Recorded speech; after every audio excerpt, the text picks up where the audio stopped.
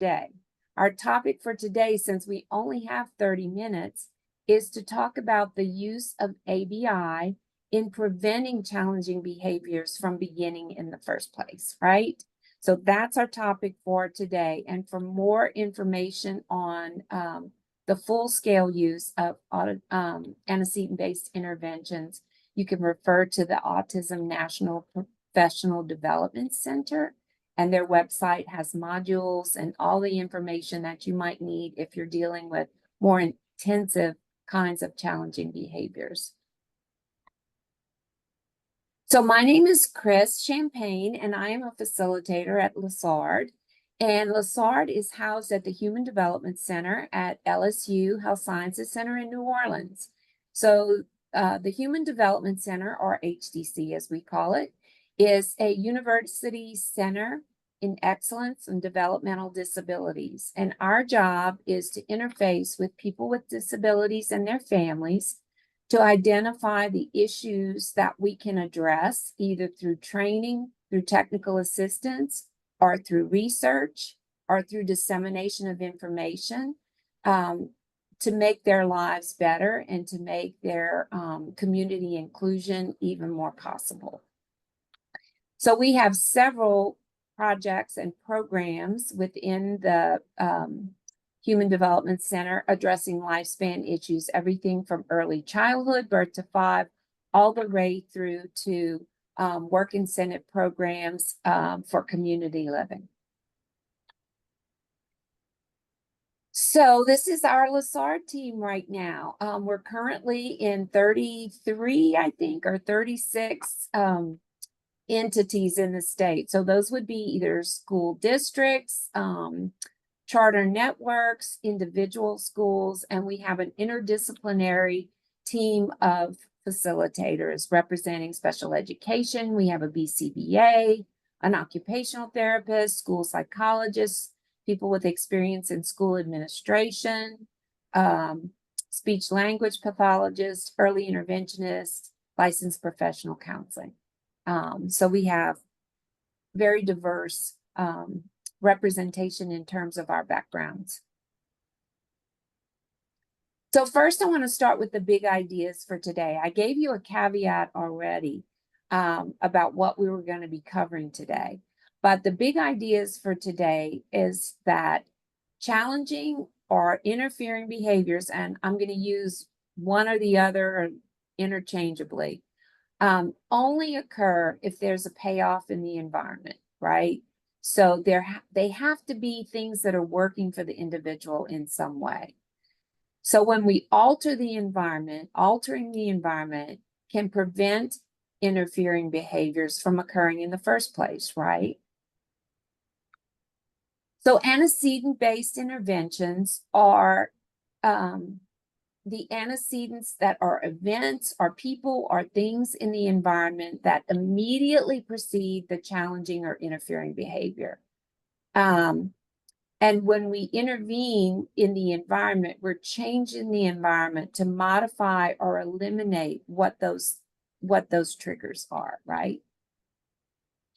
So the facts that we need to keep in mind when we're talking about behavior is that all behavior communicates something, and that individuals who are engaging in challenging or interfering behavior, it's either to get something they want or it's to avoid or get out of something they don't want. And all behavior is learned and only continues to exist if it is successful.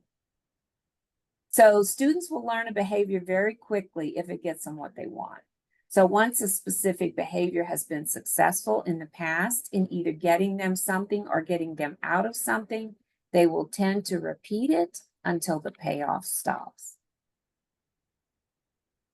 So just a quick look, when we look at the ABCs or the cycle of behavior, there's an antecedent or a trigger. There is something that occurs, a stimulus, a cue in the environment that then triggers the behavior.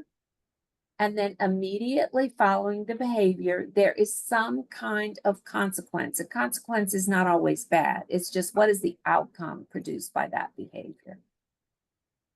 So here's an example. Maybe the student is told that it's time to stop a writing activity, and that's something maybe that they really like.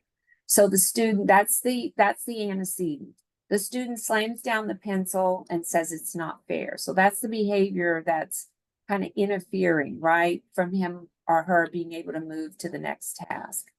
And the outcome might be, or the consequence might be, that then the student is given more time, right? So what happens is, if the next activity was something non-preferred, they have just managed to get out of it for at least a few more minutes. So that's their payoff for that behavior, and it's likely to happen again. So what we want to do is intervene at the beginning. We want to intervene at the antecedent level rather than trying to get rid of a behavior once it has become something that's repetitive for the child. So today we're going to talk about positive preventive things you can do. These are things that you can use to create a learning environment that encourages participation and engagement. And if a student or child is participating and engaged, then they aren't engaging in interfering behaviors, right? Because those are incompatible. You can't do the same thing. You can't do both of them at the same time. You can't be doing what you're supposed to do and engaging in a lesson and an activity and also engaging in challenging behavior. So what we're going to talk about today are 5 strategies that you can use. We're going to talk about structured routines and clear expectations. We're going to talk about incorporating preferences, choice making, adapting, modifying instruction, and reinforcement. So one of the ways that you can provide structure and predictability in an environment is through priming. And priming is just giving people a heads up, basically, in clear language. It's exposure to information or activities, especially when it's something that the child might find challenging or difficult. So there's all kinds of ways that you can prepare them, right? When somebody's prepared for what's getting ready to happen and that they can predict, then they can prepare, and it keeps them much more calm and collected. Also, priming is easy to do. I mean, because it doesn't really take a lot of time or a lot of effort, but we're going to give you some specific ways that you can prime. So if you're looking at structuring your routines and having clear expectations, one of the best ways to do it is with a schedule. And schedules can be written, they can be icons, they can be photographs, and they can have all different kinds of formats, as you can see in this. One of them allows the student to actually check off as things are finished. That helps them to visually see how they're progressing through their day and how close they are to being done. And the one on the top is simply a change alert. Again, priming, helping them see something that you don't want surprises, things that come out of nowhere, which can be anxiety producing. So in this case, instead of PE, they were going to go to art. So change alerts are really important in creating structure and clear expectations. Another thing that you can use is timers. And in this one, you can see one timer, the time timer is actually based on real time. The other two kind of allow you to individualize time and move it at the rate you want to that works for a specific student. Some other ways that you can do structured routines and clear expectations are to use them for behavioral expectations, using the visuals to convey behavioral expectations prior to an event or an activity.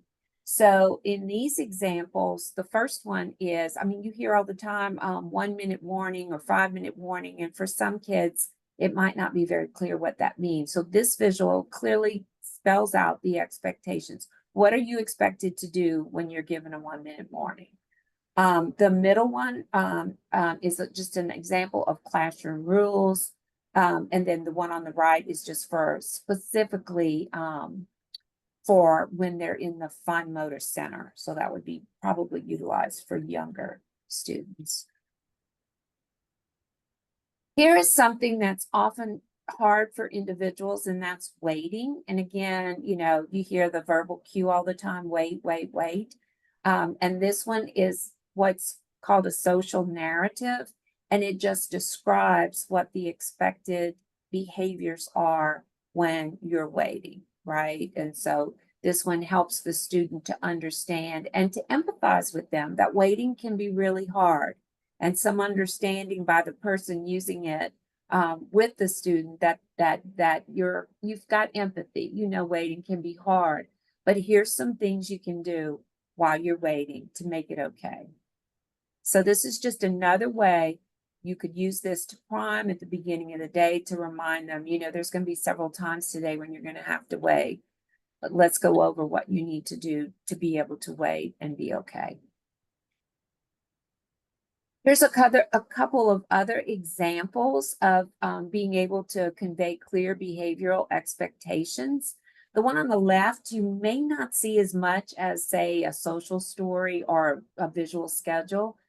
This is a contingency map, and along the top are the behaviors, the desired or expected behaviors.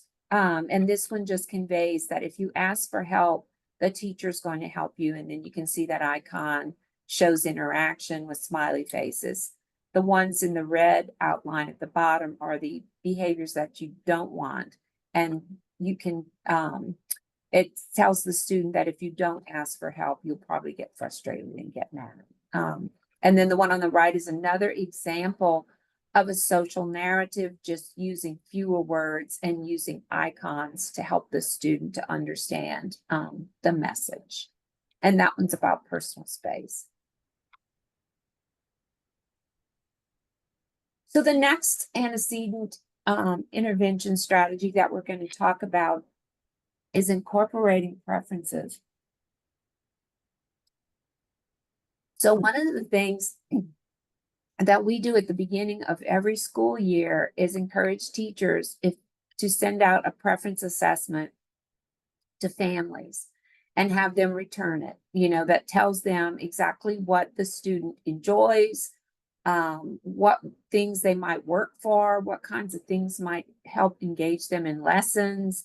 So this is what we send home. This is our preference assessment, and really it can be used for any age. If for some reason you're unable to get this information from a family, you can use observation, or you can ask the student. If the student's able to communicate with you what they like and what they don't prefer. I've done it with students before using colored folders and examples of activities and saying, the green folder is things you would really, really enjoy. Yellow folder, so-so. Red folder, things I don't like at all. And they can put them in those folders to help you understand what kinds of things you might be able to use in your lessons to help keep them engaged and participating.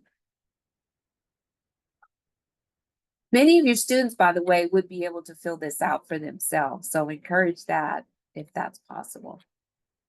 So just here's a few more examples. These are obviously more for younger kids for some simple ways to incorporate their preferences. There's another contingency map using Peppa Pig. Obviously, the one on the top right is someone who likes Iron Man. And then there's an example of a Dora, one on the bottom. Those two on the right are from a strategy called power cards. And all that is taking a preferred, it could be a real person, maybe a sports figure or an entertainer, or it can be a fictional character, a cartoon character, and conveying through them the behaviors that you would like to see. So if Iron Man says stay in class, that might have a lot more clout than one of us telling the student to stay in class. Iron Man says stay in line. He says listen to your teacher. And then the one below, Dora wants me to remember 3 things: keep my hands down, use my words with a quiet voice, and keep working hard. So again, you're incorporating a preference and then strengthening maybe some of the visuals that you're using that might have a little more impact because you've incorporated something that is very meaningful and motivating to them. You might give them, the next thing we're going to talk about is choice making. And of course, if you know their preferences, then it helps you to know what kinds of choices to offer. So they can be really, really simple choices like where to sit, where to work. Hopefully there are different seating options. Maybe somebody wants to stand to work. Maybe they want to sit on the floor. Maybe they have an area of the room where they prefer to work. Maybe your choice is which materials to use. Or the process for completing the work. Maybe they can circle it, they can highlight it, they can underline it. Maybe who they want to work with. So they get to pick a peer that they want to work with that day. Or maybe, as in the example, it's the order of the work. So you want to start at the bottom or the top, you want to do evens or odds, those kinds of things. We all know that we're more motivated and invested in something that we had a say about. And our students are no different. So we know their preferences, and then we're able to make a choice board, our choice boards for them. And in this case, this is their choice about what they want to do on break. So maybe before the work starts or at the beginning of the day or whatever, part of your priming is to say, okay, now remember, we have choices for your break. Which one are you going to choose for this lesson or for this activity, right? And again, if they know that something they prefer is coming right after a task or an activity that may not be their favorite, they're going to be more apt to complete it.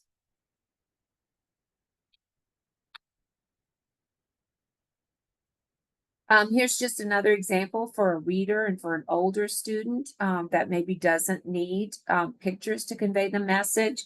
So this is a choice board of what they can do when they finish their work. Again, motivating to engage and complete work because something good's coming on the back end.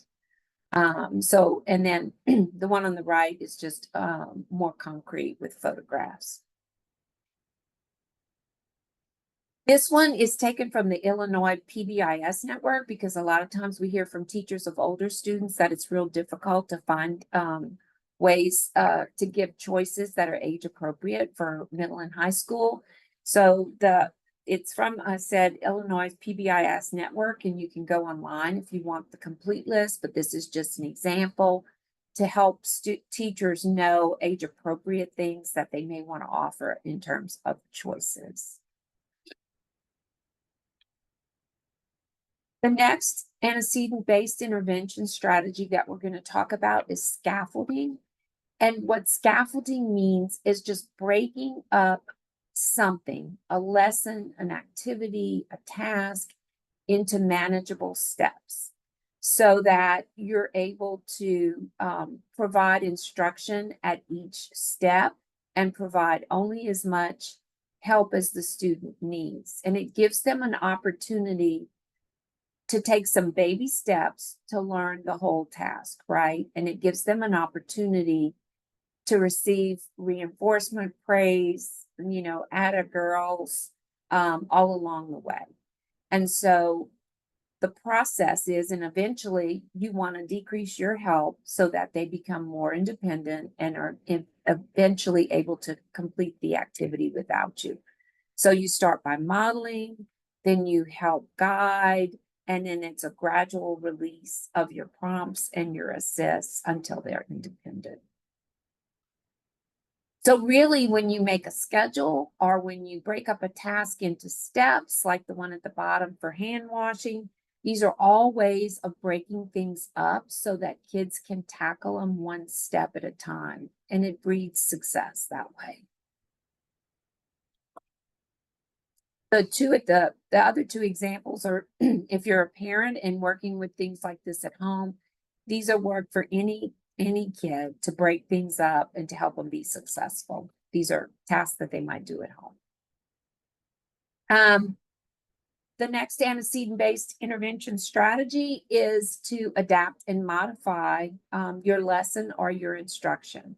So you might be giving them lists, which is a modification. You might, as the one on the right, those are the steps to solving a word problem. That's not a modification. I'm sorry. That's an adaptation, where you are just giving them the strategy. Okay, if the goal is to complete the problem, then help them with the steps. This is another way to scaffold it and to break it down. They can check off each step as they do it, and then they know at the end of it, they can take a break. This is a great way to help students engage and stay motivated, because they're able to be more independent with the task and feel success every time they check one off. This is another strategy for keeping kids engaged, our students engaged, is chunking, which again is another way to break things up so that the whole of it is not so intimidating or anxiety producing. This is just a simple way of taking a folder and cutting the face of it into 3 sections so that then when it is opened, it's opened 1/3, but they only see 1/3 of the work at a time. So there's all kinds of ways that you can use this. You could put a sticker for younger kids on each panel in the front. You know, maybe they could pick which one they want to do first, so you could incorporate choice. You could offer them a reward or a reinforcer after each third is completed. And it's a nice way to keep them motivated, engaged, and feeling successful. This is a chunking strategy that can be used for even older individuals, in terms of like a study strategy, a way you can use chunking, because you might have this big, you know, set of notes that you've taken in class that's kind of overwhelming. And so this strategy helps the student learn how to chunk them for themselves. So they would review the notes from the class, highlight in green the things that they already know and the things in red that they need to study. And then automatically that reduces the anxiety because they can forget about the green things for right now and just focus on the red. They do it again after they've studied the red material. And so over time, more is green, less is red. And in the end, all of it is green. And that's how they can do it one step at a time. This is a modification. So maybe for the class, they're doing the perimeter and the area. But maybe this needs to be modified for a student that really is not at that level, but you want them to be engaged in the same kinds of activities as the peers. So maybe a modification of this is that they trace it, that they match it on a board with another rectangle. Maybe they're cutting it out. Maybe it already has grids, and in order to figure the area, they are counting the squares inside of it. So there's all kinds of ways to modify activities so that it is doable and achievable for your kids that might not be quite at the same level with some of their peers. Reinforcement. Those are the rewards for doing a good job or doing your work or getting things finished. So positive reinforcement is given after a behavior, and it just increases the chance that the behavior is going to happen again, right? It's those consequences. So in these simple examples, you can see the first one is just a first then. Once I go to potty, I get to spend time with my preferred teacher. You can see the basketball one probably incorporates preferences. So they're going to earn one thing at a time. And when they fill in all of those, then they get the reinforcement. And the one at the bottom is just, I do my math, then I get the iPad. So it can be real simple, quick and dirty. So initially, we're going to reward them every single time when we're trying to get them to or teach them to do something. But then we want to get more work for less reward over time. So a token economy is just giving them a token, and then they earn so many before they get their reward. So there's lots of different ways you can do that. So here's one. I am working for Pringles, and you can see they had to fill in 3 little squares at the bottom to get their Pringles. Here's one with the Hulk. Same thing. They had to fill it in using preferences. And this one, they have the choice of what they want to work for on the board. They pick that, they put it in the square, and then they have to earn 3 tokens in order to get whatever the reward is that they selected. Here's one with just money and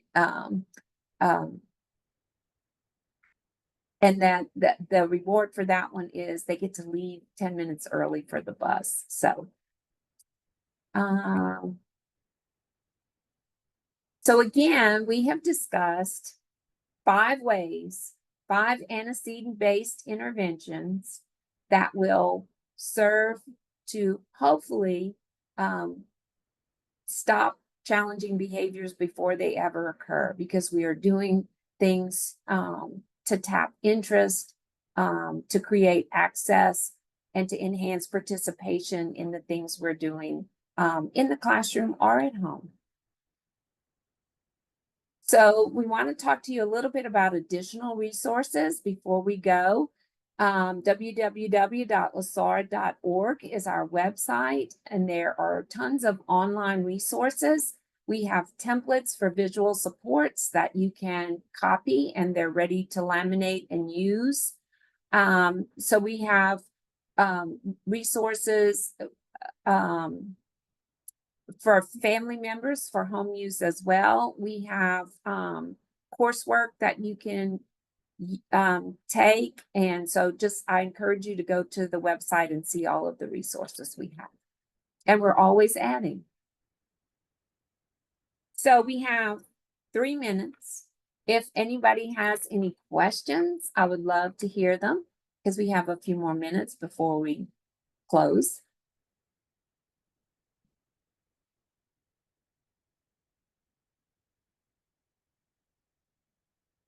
Okay. If not, does anybody want to unmute and tell me a takeaway? Is there a big takeaway or a small takeaway, any takeaway, something that you think you're going to utilize either at home or at school? You can chat if you want in the chat box, or you can unmute and talk.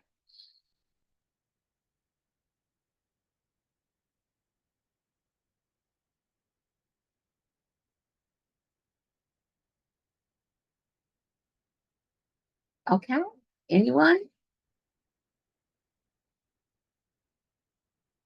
All right. Well, I thank you so much for your participation. Our next Lunch and Learn will be on Friday, October the 11th at noon to 12:30. And we're going to talk more about reinforcement strategies. And if you would be so kind, please use your camera to scan that QR code and let us know how you felt about the Lunch and Learn today. It's been my pleasure, and I appreciate so much you guys joining us today. And we'll see you again.